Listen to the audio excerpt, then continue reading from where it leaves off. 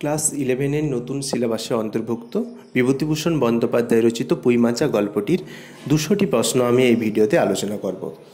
তো ভিডিওটি যদি ভালো লাগে এবং যদি উপকারে আসে তাহলে অবশ্যই চ্যানেলটিকে সাবস্ক্রাইব করো এবং বেশি কথা না বাড়িয়ে আমি প্রশ্নে চলে যাচ্ছি। দুই বোনের খাওয়ার জন্য পুঁটি যা করেছিল, কোন অপশানটা হবে? 4টে অপশান দেওয়া আছে, তার মধ্যে কলার পাতা চিরছিল, এটাই হবে সঠিক উত্তর। পরের প্রশ্ন, 2 নম্বর প্রশ্ন, বনের মধ্যে বসে খানিক আগে কি করছিলে শুনে অন্নপূর্ণা এখানে কোন বনের কথা বলেছিল? উত্তর হবে বরুজপোতা বন। 3 নম্বর প্রশ্ন, মহেশাই চৌকিদার সহায় হরিকে কি বলে সম্বোধন করত? দাদামশাই, বাবা ঠাকুর, দাদা ঠাকুর না মাস্টার মশাই? উত্তর হবে দাদা ঠাকুর। যদিও গল্পটির মধ্যে মহেশা চৌকিদার চরিত্রের নামটি শুধু রয়েছে, তবুও এই প্রসঙ্গে প্রশ্ন আসতেই পারে।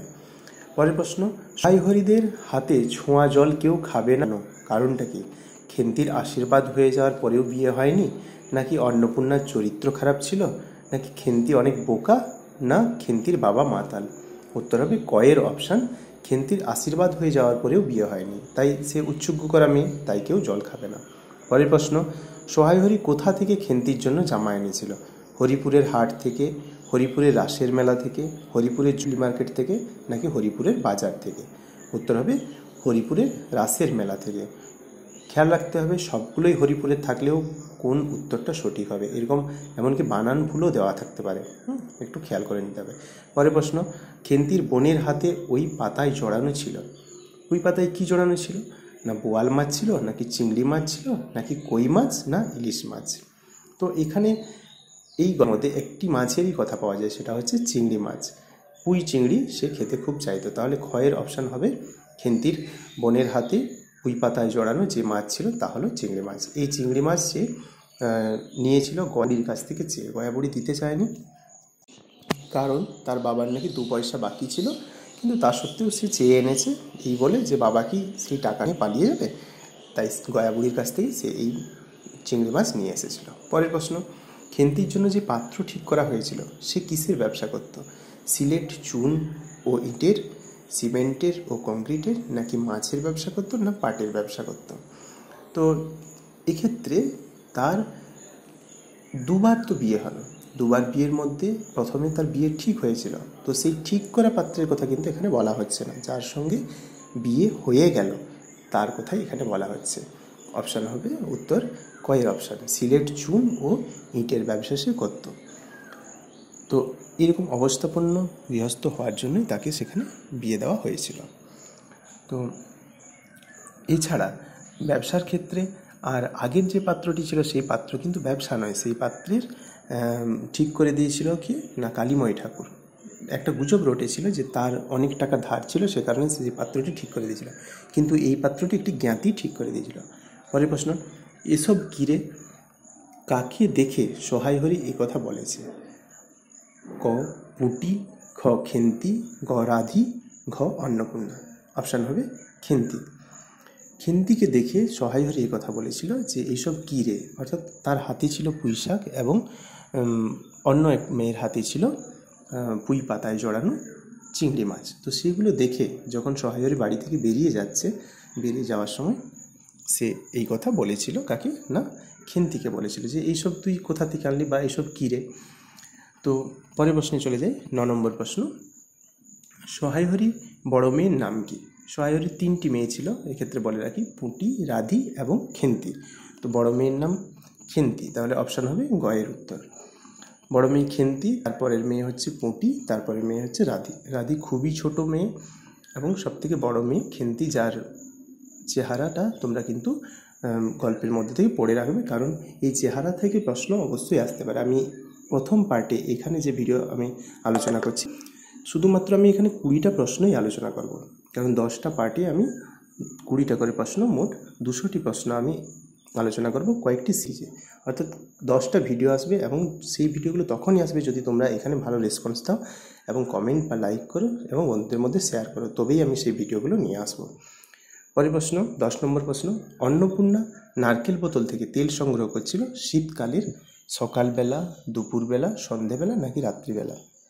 গল্পের প্রথমেই এই অংশটি রয়েছে যে অন্নপূর্ণা ঝাঁটার কাঠি ঢুকিয়ে সে তেলের বোতল থেকে তেল সংগ্রহ করছিল শীতকালের সকাল। আর ঝাঁটার কাঠি ঢুকিয়ে উত্তর হবে শীতকালের সকালবেলা, অর্থাৎ কয়ের অপশান। আর ঝাঁটার কাঠি ঢুকিয়ে কেন বের করছিল? কারণ শীতকালে যে কোনো তেল, না বিশেষ করে নারকেল তেল কী হয়, জমে যায়, তাই তাকে ঝাঁটার কাঠি ঢুকিয়ে সেই তেলটুকু বের করে নিতে হচ্ছিল। তো এর পরের প্রশ্নে চলে আসছি, 11 নম্বর প্রশ্ন। মুখুজ্জে বাড়ির ছোট মেয়ের নাম কি? কে? না দুর্গা, রানু, টুনি নাকি চিন্তা? এখানে বলে রাখা ভালো যে এই মুখুজ্জে বাড়ির মেয়ের কথা কখন এসেছে? যখন সে অন্নপূর্ণাকে বাড়িতে ডাকতে এসেছিল ঘটগুলো, ইতুর ঘটগুলো তুলে দেওয়ার জন্য। তো এখানে আমরা উত্তর পাচ্ছি মেয়েটার নাম ছিল দুর্গা। সে ছোট মেয়েটা সে ডাকতে এসেছিল অন্নপূর্ণাকে, এবং ডেকে নিয়ে যখন যাওয়ার সময় সেই বরুজপোতার জঙ্গলে অন্নপূর্ণা কিন্তু সেই আওয়াজ শুনতে পেয়েছিল এবং বিপদ ঘটেছিল। তো পরে চলে যাই, খেন্তির যে অসুখ করেছিল তা হলো ম্যালেরিয়া, টাইফয়েড, যক্ষা নাকি বসন্ত। তো সে সময় এই কথাটির মধ্যে দিয়ে সে সময়ের যে মহামারী, সেই মহামারীর কথা ফুটিয়ে তোলা হয়েছে। আসলে বসন্ত রোগে গ্রামের পর গ্রাম উজাড় হয়ে যেত। তো সাহিত্য যেহেতু সমাজের দর্পণ, তাই এখানে সেই সমাজের ছবি ফুটে উঠেছে যে সে সময় যে বসন্ত রোগে বহু মানুষ মারা যেত তার একটা জ্বলন্ত উদাহরণ লেখক এখানে দিয়েছেন। তো খেন্তি কিসে মারা গিয়েছিল? না খেন্তি বসন্ত অসুখে মারা গিয়েছিল। তাহলে অপশান কী হবে? না 12 দাগের অপশান হবে ঘ। তার যখন এই বসন্ত অসুখ হয়েছিল, বসন্ত রোগ হয়েছিল, আমরা যাকে পক্স হিসেবে জানি, তখন কিন্তু তার শ্বশুর বাড়িতে কেউ তার বাবার বাড়িতে খবরটুকু দেয়নি। এই রোগেই সে মারা গিয়েছিল। পরের প্রশ্ন, 13 নম্বর প্রশ্ন। খেন্তির বয়স আসলে কত বছর? 10 বছর, 11 বছর, 12 বছর, 14 বছর নাকি 15 বছর? তো এখানে ঘয়ের অপশানটা হবে উত্তর। কত বছর? না খেন্তির আসল বয়স 15।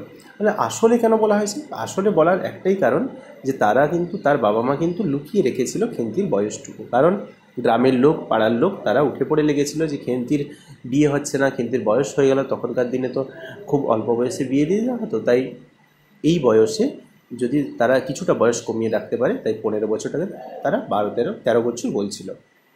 14 নম্বর প্রশ্ন। সহায়হরি সারাদিন কোথায় ঘুরে বেড়ায়? ব্রাহ্মণ ও বৈষ্ণব পাড়ায়, দুলে ও বাগদি পাড়ায়, উড়িয়া ও তামিল পাড়ায়, ডোম ও সাঁওতাল পাড়ায়। তো সে কোথায় কোথায় ঘুরে বেড়ায়? না সে সারাদিন দুলে ও বাগদি পাড়ায়, অর্থাৎ ক্ষয়ের উত্তরটা এখানে হবে, ক্ষয়ের অপশনটা এখানে হবে দুলে ও বাগদি পাড়ায়। তো এই কথা অন্নপূর্ণা রেগে গিয়ে বারবার তাকে বলেছে, বারবার শুনিয়েছে যে সারাদিন ধরে যদি দুলে ও বাগদি পাড়ায় ঘুরতে থাকো তাহলে ভদ্রলোকের গ্রামে বাস করা যায় না। এখানে যেহেতু তাকে একঘরে করবে বলেছিল, তাই সে রেগে গিয়ে এই কথা বলেছিল। পরের প্রশ্ন, 15 নম্বর প্রশ্ন। সহায়হরি রস আনার জন্য কি চেয়েছিল? সকালবেলাতেই সে যখন অন্নপূর্ণা ঝাঁটার কাঠি দিয়ে যখন তেল নিচ্ছিল মাথায়, তখন সে এসে বলেছিল একটা হয় বাটি বা ঘটি কিছু দাও। কিসের জন্য? না তারকখুড়ো গাছ কেটেছে, খেজুর রস আনবে বলে। এখানে রস বলতে কিসের কথা? না খেজুর রসের কথা।